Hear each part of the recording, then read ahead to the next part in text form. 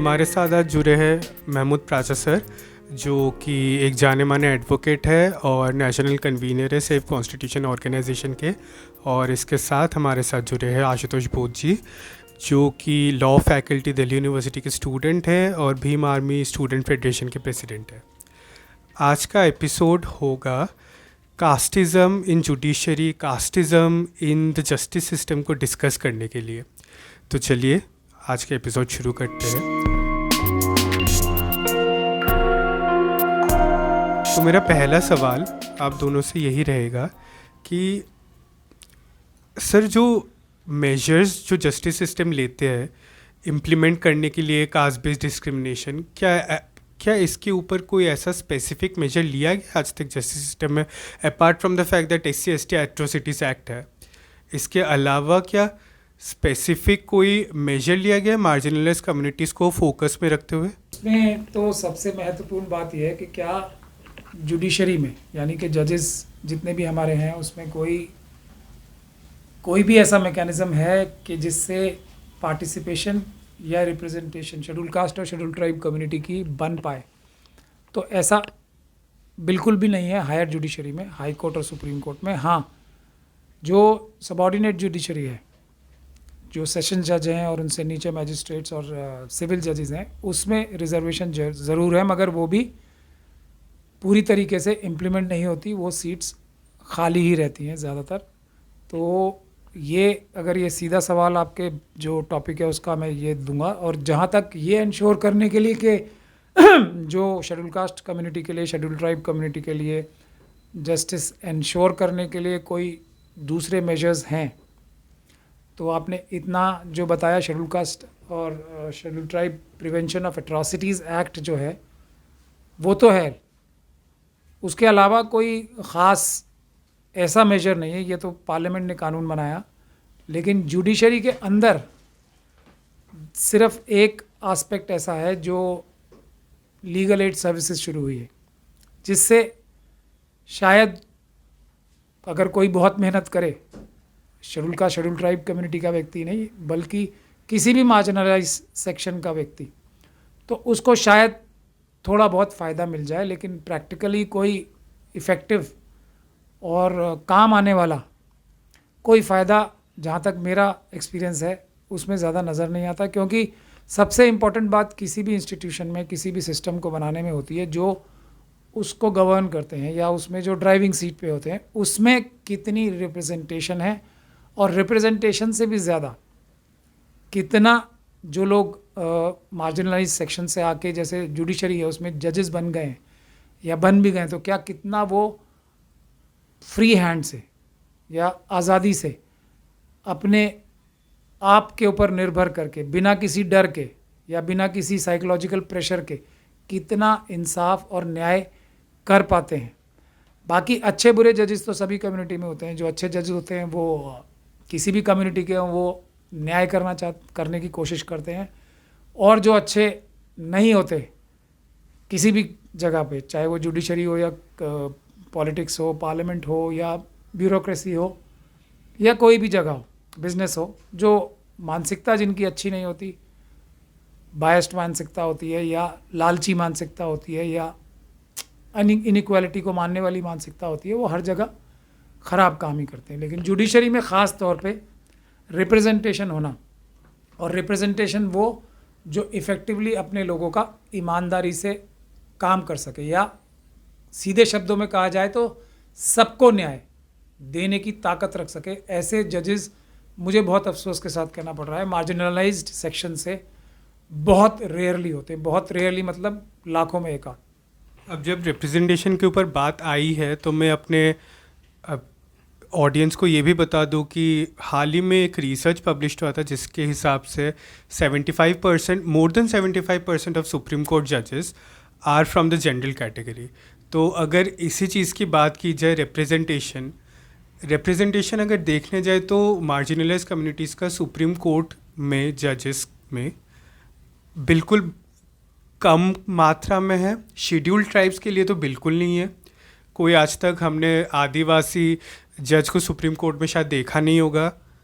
तो आपको क्या लगता है कि इसको कैसे टैकल किया जा सकता है? क्या रिजर्वेशन एक सोल्यूशन है जुडिशरी की? अगर किसी भी सिस्टम को इंडिया में अगर इफेक्टिवली वर्क करना है, मतलब उससे अच्छा रिजल्ट प्राप्त करना है किसी भी सिस्टम में, तो रिजर्वेशन एकमात्र सोल्यूशन है उसका।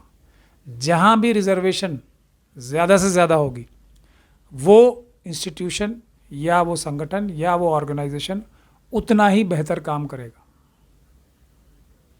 और रिप्रेजेंटेशन जो होनी चाहिए वो अपनी आवाज़ से होनी चाहिए। जैसे पार्लियामेंट में 131 एमपी तो हैं, लेकिन वो अपनी आवाज़ वाले एमपी नहीं हैं, तो वो कोई रिप्रेजेंटेशन नहीं है और वो इसीलिए कुछ भला भी नहीं कर पा रहे हैं। हाँ, लेकिन अगर किसी भी ऑर्गेनाइजेशन में जो शेड्यूल कास्ट कम्युनिटी के लोग हैं, शेड्यूल ट्राइब कम्युनिटी के लोग हैं, माइनॉरिटी के लोग हैं, ओबीसी के लोग हैं, वो अगर अपनी ताकत पे अपने बगैर किसी की हेल्प लिए अगर जाते हैं और उनका पद अगर निर्भर रहेगा इस बात पे कि वो अपने लोगों के लिए काम कर सकें, तो 90% देश की जनता जो है SC ST OBC और माइनॉरिटी की है, तो 90% जनता खुशहाल हो जाएगी। लेकिन उसका एक सबसे बेहतर तरीका है रिजर्वेशन। जितनी रिजर्वेशन कम होगी उतनी ज़्यादा करप्शन ज़्यादा होगी, उतना ज़्यादा मीडियोक्रिटी जिसे कहते हैं ना, जो कि नालायकीपन ज़्यादा होगा, उतना ज़्यादा standard of quality of work कम होगा जहाँ जहाँ रिजर्वेशन नहीं होगी। मेरा ऐसा मानना है। लेकिन जो आपने जनरल कैटेगरी कहा, लेकिन जो स्वर्ण कैटेगरी है, क्योंकि जनरल कैटेगरी तो समझ में आने वाला शब्द नहीं है ज़्यादातर लोगों के, तो जनरल कैटेगरी को अगर आप जुडिशरी में माने तो जनरल कैटेगरी में तो फिर ओबीसी भी आ जाएंगे। मतलब इस तरीके से तरह तरह के छल कपट से, जो ये शब्दों के मायाजाल से धोखाधड़ी का जो काम होता है कि वो बहुत नुकसान पहुंचाता है। लेकिन मेरा ऐसा मानना है, और I can prove it with various examples and empirical data also, जहाँ जहाँ रिजर्वेशन ज़्यादा होगी और वो रिजर्वेशन जो अपनी ताकत से बन के लोग आ रहे हैं, अपने लोग जिन्हें चुनकर भेज रहे हैं, वहाँ efficiency of work, quality of work, integrity of work ज़्यादा होगी, ईमानदारी ज़्यादा होगी, एफिशिएंसी ज़्यादा होगी। एक सवाल मेरा आशुतोष जी के लिए बहुत स्पेसिफिक सवाल है। सिंस आप स्टूडेंट यूनियन लीडर भी हो, आपने स्टूडेंट्स के साथ काम किया है, तो अगर ऐसा कोई चैलेंज आपने फेस किया है कि जब आप पुलिस के पास गए हो कोई स्पेसिफिक केस को लेके, या किसी हायर अथॉरिटी के पास गए हो, उनके पास अगर पहले से कास्ट बायस है, तो उन्होंने कैसे उस पर्टिकुलर केस को अप्रोच किया? अगर आपके पास ऐसे कोई घटनाएं हैं बताने के लिए तो। आपने जो सवाल पूछा उस पर बहुत सारे ऐसे एग्जांपल्स हैं जो खासकर मेरे साथ और मेरे से बहुत सारे साथियों के साथ हुआ है। पहले रिसेंट एक एग्जांपल, रिसेंट से पहले जब मेरा ग्रेजुएशन डेज में था, अब से 2 साल पहले, तब मेरा साथी हुआ करता था, एक उर्दू ऑनर्स से था, मेरा बहुत अच्छा, मतलब मेरे साथ लीडरशिप स्टूडेंट पॉलिटिक्स की है काफ़ी। मतलब उसके साथ कुछ हुआ एक बार, उसको कैंटीन में बोलकर, कास्टिज्म पे आएंगे पहले स्पेसिफिक इस मुद्दे पे, कि कुछ उसको बोला गया। हम लोग स्टेशन थाने गए, तो उस वक्त सिर्फ और सिर्फ उसका नाम देख के उसको पीछे कर दिया गया। अब रिसेंट एक एग्जांपल और बताता हूँ कि एक ऐसा केस हुआ, अभी एक प्रोटेस्ट चला था रितु मैडम का, तो उसके मुझे मेरे विजयनगर में घेर लिया गया ABP के लोगों ने। तो उस वक्त जब पता चला कि हम थाने में गए, तो ये बोला कि क्या केस है, कि SC ST एट्रोसिटी के अंडर ये केस आता है, एक्ट के अंदर ये केस आता है। तो उस वक्त बोला, मतलब मुझे पीछे करके किसी एक मेरे व्यक्ति को बुला के, अरे इसको बंद करिए, ऐसे कुछ नहीं होता। मतलब वो हर तरीके से ओवरटेक करना चाहते हैं। इसको समझने की बहुत ज़रूरत है कि मुझे तो लग रहा है कि अगर हम इतना पढ़ते हैं, पढ़ने के बाद अपनी पॉलिटिक्स भी करते हैं, तो लेकिन जो आम जनता है, जो गांव के जो हमारे और जो लोग होंगे SC ST के लोग, अगर वो जाते होंगे तो उनको तो पुलिस धमका देती होगी। और ऐसे बहुत सारे नॉन केसेस हैं। तो अभी देखो, ऐसे देखो कि गांव में जब वो पुलिस थाने जाते हैं, ऐसे कुछ केस हो जाते हैं, तो हर हालत में वो कॉम्प्रोमाइज़ करवाना चाहते हैं। ऐसा कुछ नहीं हुआ, पैसे ले लो, पैसे भी कितने 10-20 हज़ार रुपये ले लो, ख़त्म करो। और प्रेशराइज करके कि तुम नहीं ख़त्म करोगे तो हम तुमको और दुगने केस, चोरी का केस लगा देंगे, ये सब। तो ऐसे लगातार एग्जाम्पल्स, ये तो मेरे जो मैंने खुद से देखे। डेटा तो बोलता है कि per day I think 90% case तो रजिस्टर्ड नहीं होते, ये एट्रोसिटीज़ के, कास्टिज्म के केस नहीं हो रही है। और अभी जो टॉपिक है हमारा कि कास्टिज्म इन जुडिशरी, तो उसमें एक बात क्लियर कर दूं कि 2.49% SC के लोग जुडिशरी में और 1.48% ST के कम्युनिटी, बाकी सारा कौन लोग हैं। तो इसके पीछे एक वैचारिक नीतियाँ बहुत चलती है। जैसे प्राचा साहब ने बोला कि पार्लियामेंट में भी रिजर्वेशन बहुत अच्छा टॉपिक बोला कि जहाँ जहाँ रिजर्वेशन, जो संस्थानों में रिजर्वेशन होगा वो बहुत अच्छे से चलेगा। नो डाउट एकदम बहुत अच्छे से चलेगा, लेकिन उसके पीछे वैचारिक नीतियाँ बहुत ज़रूरी होनी चाहिए। हमको याद रखना चाहिए कि किन लोगों के वजह से, चाहे वो सावित्रीबाई फूले हो या फातिमा शेख, अम्बेडकर, बाबा या साहू जी, तो इनको सबसे ज़्यादा ध्यान में रखते हुए ज़रूरी है। क्योंकि ये जो लोग होते हैं पार्लियामेंट में, जो गद्दार लोग बैठ जाते हैं, वो किसी और वैचारिक चीज़ से पूरे अपलोडेड है दिमाग में। तो नो डाउट रिजर्वेशन जहाँ जाओगा, लेकिन सही तरीके से होगा, वैचारिक रूप से होगा, तो वो संस्थान बहुत ज़्यादा लोकतांत्रिक, बहुत ज़्यादा सेकुलर और बहुत ज़्यादा प्रगतिशील होंगे। नो डाउट, चाहे वो कोई संस्थान हो, कोई ऑर्गेनाइजेशन हो, कुछ भी हो। लॉ के रिलेटेड कोर्सेज की बात की जाए, एज ए स्टूडेंट क्या आप बता सकते हैं कि लॉ के क्लासेस में लॉ के जो भी करिकुलम है उसमें कास्ट को कैसे देखा जाता है, उसमें कास्ट का रिप्रेजेंटेशन कैसा है? प्रोफेसर जो भी डिस्कशन करते हैं कास्ट के अराउंड, तो वो किस सेंस में करते होंगे? बहुत अच्छा, मतलब इस पे तो बहुत तमाम एग्जांपल भी हैं। अभी रिसेंट में एक क्लास ले रहा था, सुबह की बात है ये, अभी 15-20 दिन पहले की बात है। तो पहली क्लास थी मेरी, टॉट की किताब क्लास थी, तो उसमें मेरी एक प्रोफेसर थी, उसमें एग्जांपल देती है रिजर्वेशन पे। वो भी, अब पहले तो मैं रिजर्वेशन को समझा दूँ कि रिजर्वेशन अभी तो 10% EWS जनरल कैटेगरी को भी मिल रहा है, बाकी जो 14% और लोगों को मिल रहा है। तो वो 10% को भुला के रिजर्वेशन का एग्जांपल देते कि ये लोग देखो। मैं बीच क्लास में खड़े होकर बोला, लेकिन मुझे क्लास से निकाल दिया गया। लेकिन उसके बाद हम सारे, मेरे साथ 15 लोग निकल गए क्लास से। ये अभी रिसेंट 15 दिन पहले की बात है।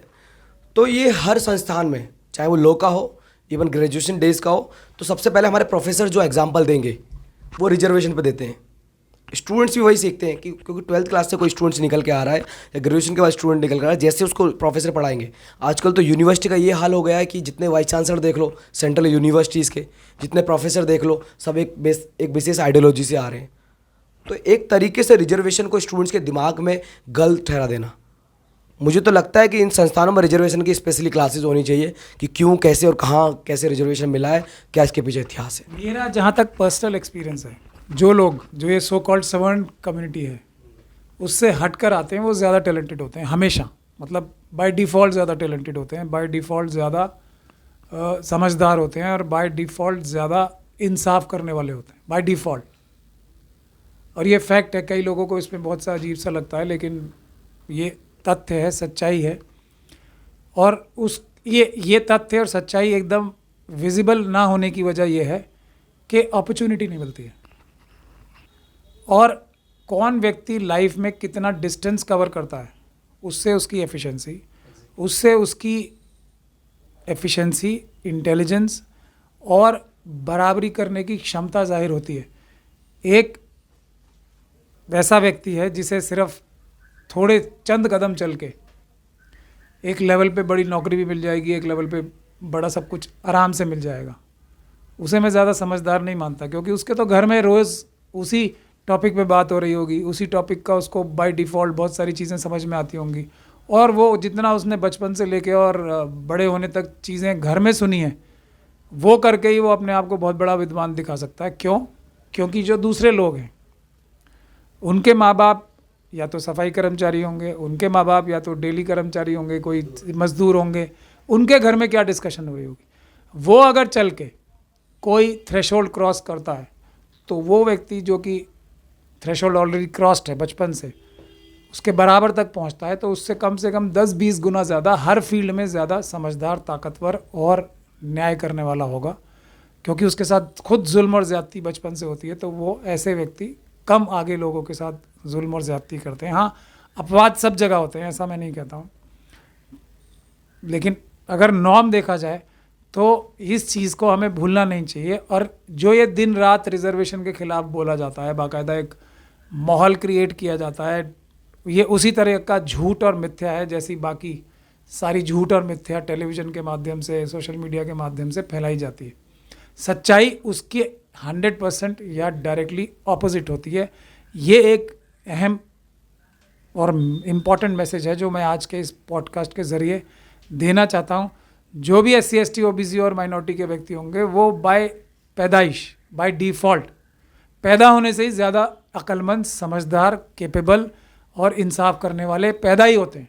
जैसे ही वो पैदा होते हैं तो उनके घर में बचपन में ही ये सब चीज़ें उनमें इनबिल्ड हो जाती है। जो ऐसे बैकग्राउंड से नहीं आते, उनके अंदर ये सारी चीज़ें नगण्य बहुत कम होती हैं। मतलब छल कपट मक्कारी वो उनके अंदर ज़्यादा प्राप्त होगी, क्योंकि वही उनको बचपन से सिखाया जाता है। मेरा आपके लिए एक पर्टिकुलर बहुत सवाल है कि आपको क्या लगता है कि दलित आदिवासी कैंडिडेट्स जो रहते हैं, जो हाई कोर्ट जज, सुप्रीम कोर्ट जज के पोजीशंस के लिए ट्राई कर रहे होंगे या उस पोजीशन के लिए शायद नाम दिया होगा उन्होंने, तो क्या मतलब ऐसा कोई पर्टिकुलर बायस्ड सिस्टम है जो उनको ऊपर तक जाने नहीं देती? अगर कोई 100 गुना ज़्यादा टैलेंटेड होगा तब जा पाएगा, अगर कोई 90 गुना ज़्यादा भी टैलेंटेड होगा तो वो नहीं जा पाएगा, वो कहीं भी जज नहीं बन पाएगा। ये ग्राउंड नॉर्म, थंब रूल ये है, 100 गुना ज़्यादा कम से कम या उससे भी ज़्यादा टैलेंटेड होगा, कैपेबल होगा, जब भी वो उस पोजीशन पे पहुंचेगा। तो आप अंदाज़ा लगा सकते हैं कि जो लोग पहुंचे हुए हैं, वो जो लोग नहीं पहुंच पाए उनसे 100 गुना 100 टाइम्स लेस टैलेंटेड लोग बैठे हैं आज। और ये बात कहता हूँ मैं बार बार रिपीटेड, और आज तक किसी ने मेरे पर डिफेमेशन नहीं किया, तो ये बात इसका सबसे बड़ा सबूत है। Because they know I will establish it by empirical data and by putting them into situations where I will put them along with the people who have not made it. तो बुनियादी बात यह है, असली बात यह है कि अपने जो SC ST OBC और माइनॉरिटीज़ के लोग हैं उन्हें ये पता होना चाहिए। और किसी भी आप दफ्तर में चले जाइए, काम करने वाले कौन होते हैं? हमारे लोग। नंबर लेने वाले कौन होते हैं? उनकी मेहनत पे जो उनके ऊपर बैठाए गए हैं। इनको रोका कैसे जाता है हमारे लोगों को? NFS करके। अभी NFS अगर मुझे बनाया जाए किसी भी इंटरव्यू में, किसी भी सुप्रीम कोर्ट के जज का भी इंटरव्यू अगर आज मुझसे लिवाया जाएगा, अगर वो SC ST OBC और माइनॉरिटी का नहीं होगा तो मैं उसे चुटकियों में फेल कर पाऊंगा। अगर कोई भी इंटरव्यू में बैठेगा, चीफ जस्टिस ऑफ इंडिया के लेवल से लेके मैं नीचे तक बता रहा हूँ, सिर्फ मैं अपनी बात कर रहा हूँ, और मेरे से ज़्यादा टैलेंटेड लोग और भी मौजूद हैं।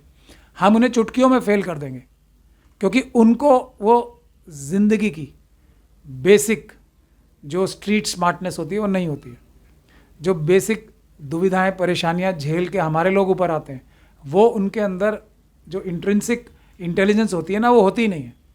2 मिनट में मैं किसी भी इंटरव्यू में मैं दावा करता हूँ किसी भी जज को फेल कर दूंगा, अगर वो SC ST OBC और माइनॉरिटी का स्टूडेंट या को बिलोंग नहीं करता होगा। ऐसा मेरा दावा है।